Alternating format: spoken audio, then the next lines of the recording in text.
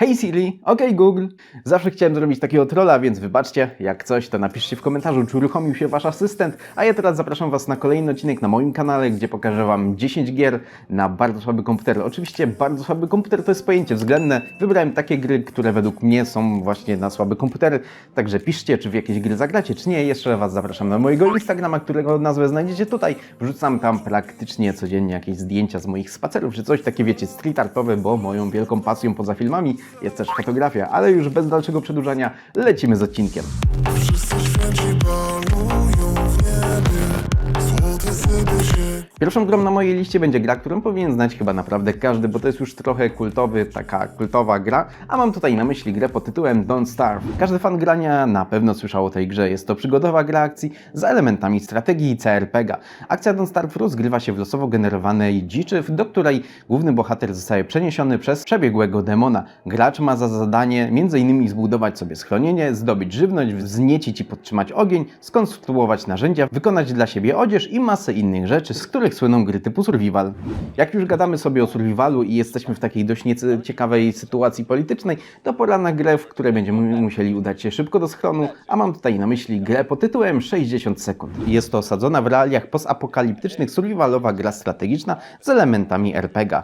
Gracz wciela się w Teda, ojca typowej amerykańskiej rodzinki. Akcja rozpoczyna się minutę przed wybuchem pierwszej bomby, gdy dźwięk syren ostrzega, że dochodzi kataklizm. Gracz ma jedynie 60 sekund na zabranie rodziny oraz najpotrzebniejszych rzeczy i wrzucenie ich do schronu, w którym będziemy musieli przetrwać jak najdłużej. Będziemy zmuszeni do podejmowania ciężkich decyzji, takich jak komu ograniczyć żywność, gdy zacznie jej brakować, czy jak poradzić sobie z inwazją zmutowanych karaluchów. Odejdźmy od survivalu, ale zostańmy dalej w ratowaniu życia, pomocy itd. A mam tutaj na myśli grę, w której wcielamy się w operatora numeru alarmowego 911. W grze wcielamy się w pracownika służb ratunkowych, który obsługuje linię telefoniczną. Naszym zadaniem jest odbieranie połączeń od zagrożonych bądź już poszkodowanych osób, pomaganie im i dysponowanie na miejsce zdarzeń konkretnych służb mundurowych i ratunkowych. Nierzadko zdarzy się sytuacja, w której będziemy zmuszeni udzielić instrukcji wykonania pierwszej pomocy, bądź zmagać się z żartownisiami dzwoniącymi dla jaj. Co ciekawe, gracz może pełnić służbę dyżurnego w swoim mieście, o ile ono znajduje się w bazie OpenStreetMap. Moje miasto Radom jest w tej bazie, więc wasze miasto na pewno będzie. Jak jesteśmy już dyżurnymi, to może pora zostać celnikiem. Tak, teraz będziemy celnikiem w grze Paper Please. Chyba nie trzeba nikomu dokładnie tłumaczyć, czym jest ta gra. Jest satyrą ustroju komunistycznego i stawia gracza w roli urzędnika służby celnej. Rozgrywka polega na skrupulatnej analizie dokumentów przekładanych przez potencjalnych turystów. To jednak nie wszystko, bo aby w pełni ocenić ewentualne zagrożenie, możemy wykorzystać analizę odcisków palców i przeprowadzać inspekcje oraz poszukiwania. Dzięki uzyskanym w ten sposób informacjom musimy zdecydować, czy wpuścić podróżnika do kraju, czy może zakazać mu wjazdu. Kolejną grą, jaką przygotowałem na tej liście, to będzie gra, która zapewni nam całkowity rage. Będziemy się wkurzać, denerwować, ale w taki bardzo fajny sposób i to jest też przy okazji taka bardzo, wiecie, dynamiczna gra, a mam tutaj na myśli grę pod tytułem Hotline Miami. Jest to kontynuacja brutalnej, niezależnej gry akcji z widokiem z perspektywy lotu ptaka. Gra słynie ze swojego niesamowicie wysokiego poziomu trudności, przez co nierzadko gracze będą zmuszeni do rozpoczynania konkretnego etapu jeszcze raz i jeszcze raz. Dla największych i najwytrwalszych fanów gry wprowadzono dodatkowo arcytrudny poziom trudności, przy którym radziłbym się wyposażyć w naprawdę wytrzymałą klawiaturę i myszkę, by ich nie rozwalić w przypływie emocji podczas grania. Kiedy zrobimy rozwałkę w całym budynku i w całym mieście, to przydałoby się jakoś uciec, a tutaj pomoże nam samochód, który znajdziemy w Toka Race Drive 3. W grze wcielamy się w kierowcę i bierzemy udział w 35 rodzajach mistrzostw sportów motorowych. Gracz podczas kariery może skupić się na wybranym rodzaju wyścigów i piąć się po szczeblach sportowej kariery, przykładowo zaczynając ją za kierownicą go-kartów, a kończąc na prowadzeniu bolidu F1. Wszystkie wyścigi odbywają się na w pełni licencjonowanych trasach, dzięki czemu są odzorowane zgodnie z rzeczywistością i dbałością o każdy szczegół. Gracze mają również do dyspozycji masę licencjonowanych aut, które różnią się od siebie nie tylko wyglądem, ale też tym, w jaki sposób zachowują się na drodze. Fajnym smaczkiem jest dbało się o realizm, bo przykładowo na szybkość samochodu mają wpływ nawet takie czynniki jak zużycie paliwa podczas wyścigu, bo wiecie, im lżejszy samochód, tym się rozpędza szybciej.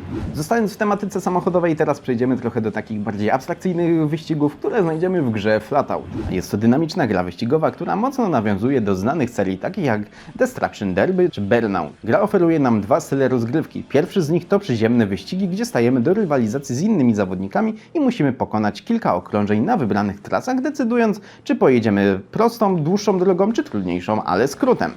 Drugi styl to coś bardziej odjechanego, bo możemy wziąć udział w bitwach rozgrywanych na specjalnie przystosowanych do tego arenach, których zwycięża ostatni pojazd na planszy. Można także przystąpić do serii szalonych minigier polegających m.in. na wystrzeleniu kierowcy przez przednią szybę pojazdu. A teraz przed nami gra poniekąd mojego dzieciństwa, w którą zagrywałem się jak byłem dzieciakiem i w poprzednią i w tą część, a mówię tutaj o Ford Racing 3.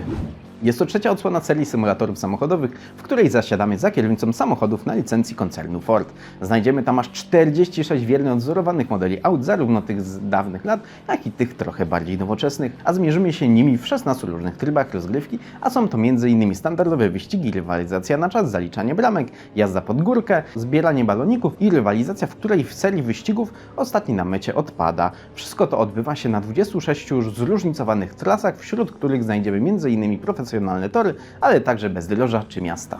Podkręcimy trochę tempo i przejdźmy do horroru, czyli mam tutaj na myśli grę pod tytułem Fear. Gracz wciela się w członka specjalnego rządowego oddziału militarnego do spraw likwidacji terroryzmu o nazwie Fear. Razem z nim ruszamy na niebezpieczną misję odbicia z rąk tajemniczych złoczyńców siedziby korporacji technologicznej. Akcja gry nie toczy się jednak tylko w budynku, ale również w innych lokacjach, takich jak fragment miasta, czy sekwencje, w których przemieszczamy się różnymi pojazdami w roli pasażera, spotykając na drodze zaskakująco sprytnych przeciwników. Rozprawić się z nimi możemy za pomocą jednego z dostępnych środków bojowych, czyli m.in. karabinu maszynowego z dołączonym celownikiem optycznym. Wszystkie gry dawały nam bardzo dużo emocji, takich wiecie, że wyszło, nie wyszło, to teraz pora na coś wolniejszego, ale dalej niepozbawionego emocji. A mam tutaj na myśli Total War.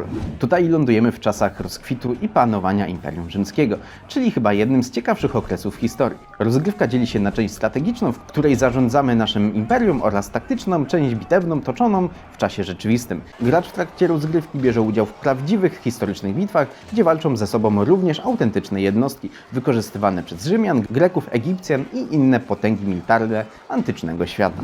I to już wszystko, jeżeli chodzi o fajne gry na słabe komputery, takie naprawdę bardzo słabe komputery.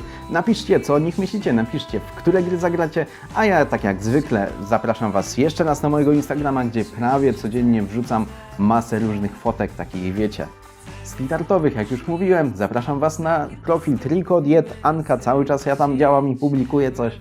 W sensie publikujemy, bo to nie jest mój profil, ja tylko pomagam w prowadzeniu tego profilu, ale w razie czego to wpadajcie i zostawcie jakieś łapkę, komentarz, subskrypcję i tu, i tam, i wszędzie. Także co mogę Wam jeszcze powiedzieć? Ja się znowu wkręciłem w nagrywanie filmów, znowu wpadłem w to, że zacząłem nagrywać filmy i znowu pozamawiałem masę staffu, między innymi nowe lampy, nowy obiektyw. Także za każdym razem, kiedy wracam do nagrywania filmów, wykupuję pół sklepu. No, tak by to wyglądało. Ja sobie pogadałem trochę na koniec. Wiecie, żeby dobić do tych 8 minut reklamy, muszę mi się zgadzać. A tak poważnie to po prostu lubię sobie czasami pogadać i brakuje mi streamowania, jeżeli mam być szczery, ale może wrócimy do tego. I te końcówki filmów są zawsze takie na spontanie, wiecie, jak od początku do końca w miarę trzymam się jakiegoś scenariusza, to koniec jest zawsze takim luźnym flow, kiedy gadam, co mi ślina na język przyniesie. Także już więcej Wam tutaj nie przedłużam, bo pewnie i tak nikt tego nie ogląda, a jak ogląda, to jedna osoba, którą bardzo serdecznie pozdrawiam. To napisz może komentarz majonezik. No, a ja tymczasem się z Wami żegnam. Do zobaczenia i pa pa. Zatopisz mi cnót za kilka stów, by nasycić wewnętrzny głód.